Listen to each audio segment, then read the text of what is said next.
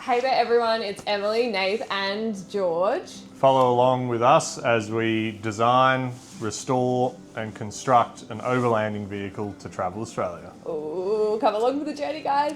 We thought we would do a little bit of a sit down and talk around why we have chosen a Unimog, what Unimog we chose, and of information about us, I guess, before we crack into the actual building of the Mog. Like most people wanting to do bigger travels, the question becomes what kind of setup, and there's typically pros and cons that we find to every setup. You know, there's the classic, modern dual cab and a caravan, which is fairly good if you want to keep a daily driver and just store the van when you're not using it, but it does restrict you as to where you can go. Towing the van, turning around, going up harder tracks can be, something you wouldn't typically go up anything too difficult with a van, and we kind of didn't want to be restricted in that way. So we initially were looking at Land Cruisers, weren't we? Yeah, the Troopy setups, and there's so many cool ones on the market, even with the LU cab roofs on the top. On a Troopy or lift-off camper, and there's a lot of slide-on campers. So we were looking at like a 1HD 79 series, 2004 model, which I really like, that straight six engine with maybe a lift-off camper. So we've considered that for quite some time, and then gives us the flexibility to tow a boat and whatnot. And also you like the mechanical side of things, so you could fix it on the go. Very reliable and easy to work on, which is a big tick. Don't want something breaking down all the time. And that brings us to where we are now, where we're talking to you about what we did get in the end, and what we ended up landing on was Unimogs, ex-Australian Army Unimogs. The Australian Army got well over 1,000, I don't know exactly the number, but quite a few, and they've been selling them off to the public for some years now, and many people well far ahead of us have turned them into tourers and campers, full camper box on the back, or pop tops, or much simpler setups. But the engineering behind these vehicles and the strength of the components is pretty cool. They are, of course, old, the Army units being all from the 80s primarily. But they look badass as well. They do look badass. There are some great setups out there, and we've been watching probably for years now. All the cool YouTube channels that everyone have with their Unimogs and all their different setups and the rest of it. So super excited to jump on the bandwagon and make one that is our own as well. This is going to be our video log of our work on the Mog. George is our supervisor, aren't you, bud? Site manager G. He's a little bit conehead at the moment, as you can see, which he's not happy about, but he still wants to be involved in everything. So he had a hernia surgery repair. He has been confined to the cone for 2 weeks. It's a bit of fun keeping a border collie resting, relaxing, not jumping, not running, not doing anything for 2 weeks. So we're 5 days in at the moment. 5 days in, he's a bit annoyed at us for not taking him on walks and stuff like that. Whoa, don't say that word. Oh yeah, sorry, we're not allowed to say that word. This channel is going to be a little bit of us just fucking around and finding out.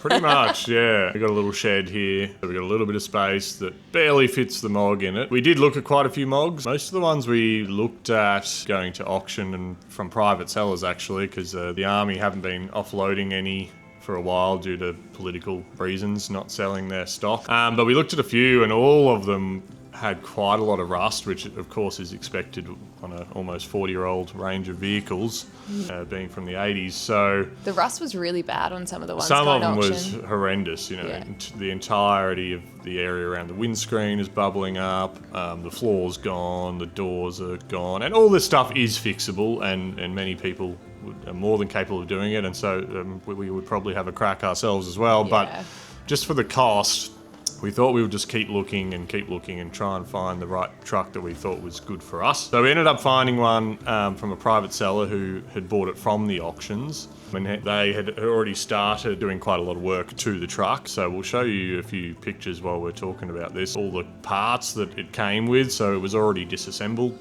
Looked pretty bare when we picked it up. Yeah, pretty bare when we picked it up, because the tray's wasn't attached to it, and the cab is almost fully stripped to have the roof unidan roof conversion put on. But here we are, picking it up. It's getting loaded onto a truck.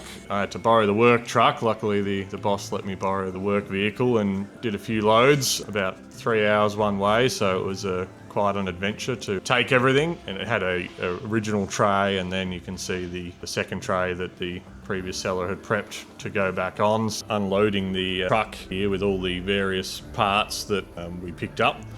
There was a lot of accessories. You can probably see here I'm unloading some crates, which are 25,000 pound Runva winches that the previous owner included, and also there's a huge box here. You can see I'm taking off with the forklift.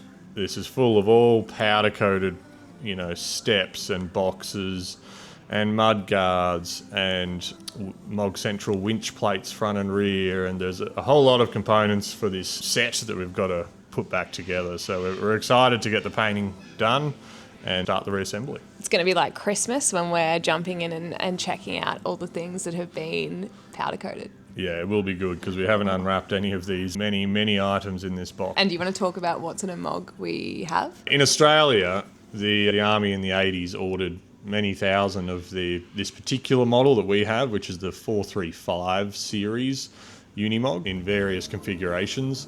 Most of them were just a tray back, you know, with seats and a canopy, canvas army canopy on the back, called the cargo variation, and it's a U1700L 38, which basically means it's got a 3.85 metre wheelbase, so it's the longer variation.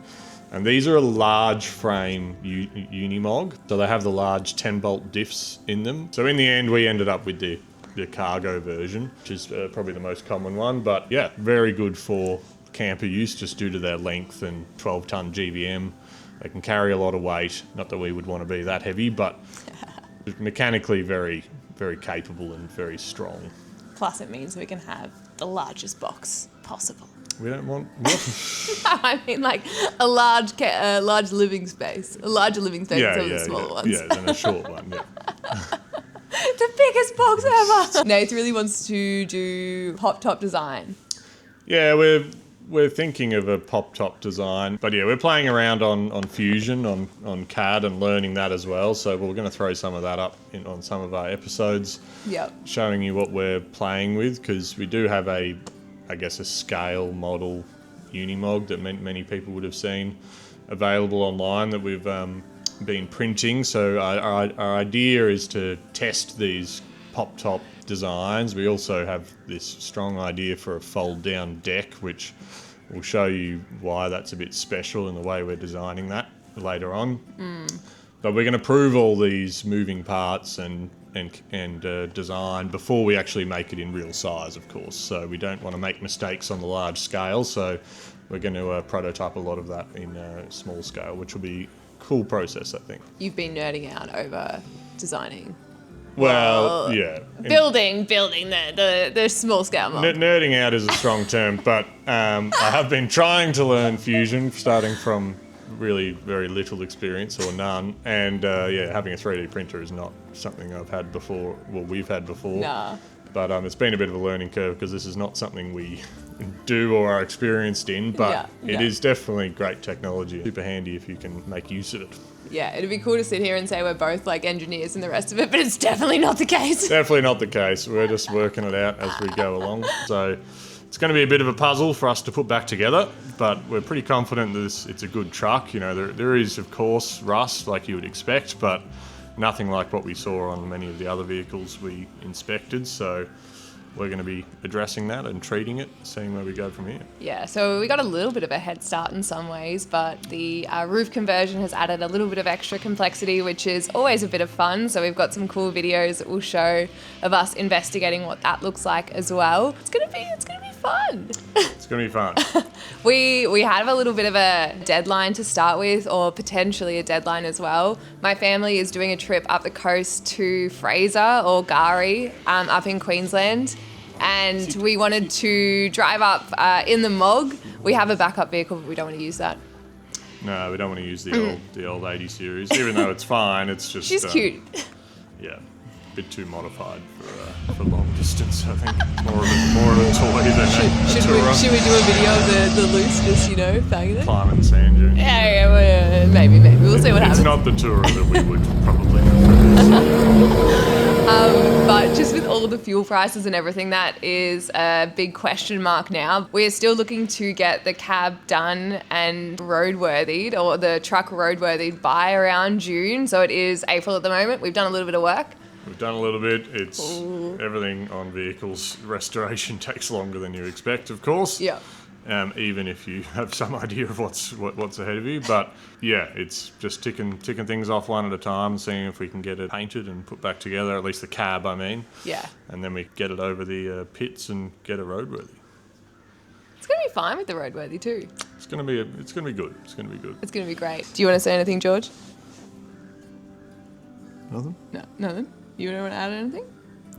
The first few episodes that you'll see that we do as well are mostly about kind of getting the fabrication done to the cab, just so we can prep for paint, do the primer, and then paint the cab as well. So we're doing a little bit of the pass-through for the future camper box. We're checking inside all the cavities with a bore scope and checking the condition of inside factory cavities of the Mog cab and treating any corrosion, but also, repriming and resealing everything from the inside out. We're dissecting it. We are. It feels like we're doing an operation on the Mog. Yeah, it's Mog surgery, but Yeah. there's always something you need to fix and treat on a truck of this age or vehicle of this age. So Yeah, just a little bit of a teaser, if you will.